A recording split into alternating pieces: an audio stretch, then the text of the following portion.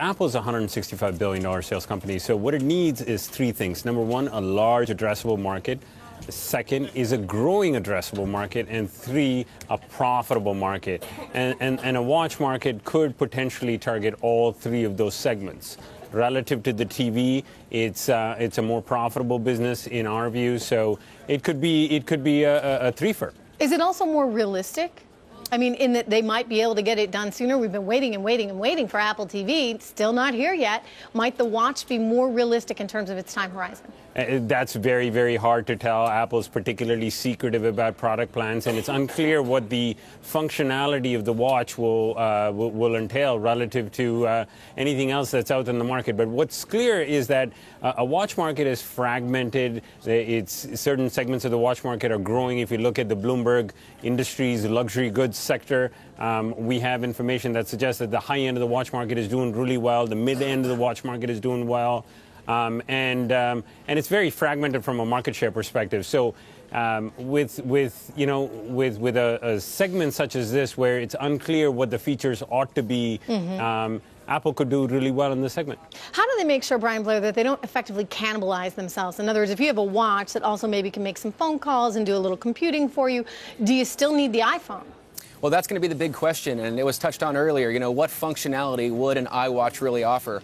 The best evidence we have right now of what consumers might want is with what's called the Pebble Watch. This just launched about a month ago. It was a Kickstarter project, and they raised about $11 million doing a watch that allows you to get emails, to see your text messages, and get other functionality that you get on your smartphone without having to take it out of your pocket.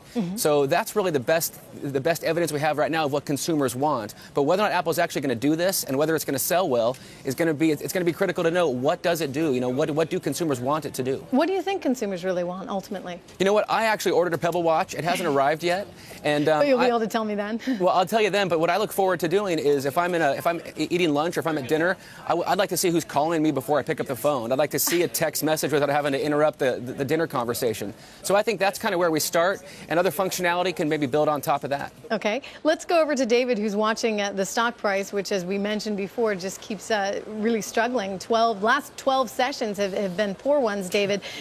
Is it going to continue to be this way, or is a turnaround in sight? Well, I think we're close to at least an interim low, and what we've seen since the May 2009 level, where the 50-day crossed over the 200-day moving average and began a major bull run to over 700 at a share, that is in fact reversed. December of last year, we saw the 50 then turn down below the 200-day moving average at around $568 a share, and it's in a downtrend. Your support is at 400. You have further support at 200, but in all likelihood, you get to 400 and you bounce to 470, even 5.25.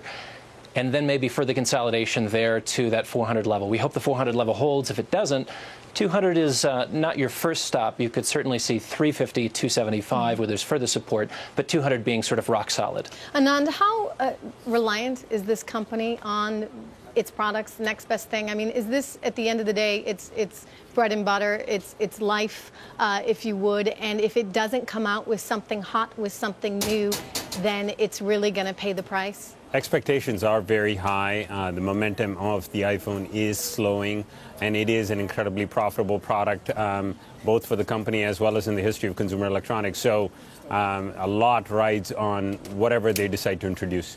They've got to find something good. That's right. And when we talk about the watch, Brian, as being something that's more profitable potentially than Apple TV, I don't see that. So the watch industry itself actually is a $60 billion industry. That's correct. Citi has pegged this as a $6 billion opportunity for Apple. Right. When you've looked at the numbers, are you seeing the same kind of possibility for market share, or could they take even more than $6 billion? Well, you know, look, everybody says that the watch market is $60 billion. They also say it's a higher gross margin. Gross margins in the watch industry are typically 50 to 60%, where Apple's margins have been below 40%. So there's certainly opportunity there, but it still really comes down to whether or not we all agree there can be utility from having a smart watch. You know, Apple's clearly been working on this, but it doesn't mean it's going to come to market for sure. Apple often works, they have 75,000 employees. They work on a lot of things that never see the light of day.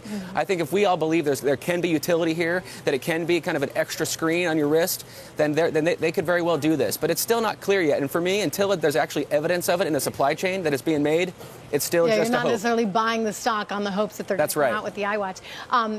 Let's just take a guess here. If you were going to put a price tag on this thing, where do you think the consumer would want to see the iWatch? Couple $100, Couple $100? for me, $200-300 probably be the sweet spot for something like this. Just given the functionality that I mentioned earlier, you know, if it's going to do more than that, you know, maybe it could be a little more. But we've So they'll seen, pay more for a phone than they will a watch. absolutely. All right, Arnon, do you agree? I think that's a fair point. If you look at the current product offerings available today in the digital spectrum, that's about the right price range for a watch vis-a-vis a phone.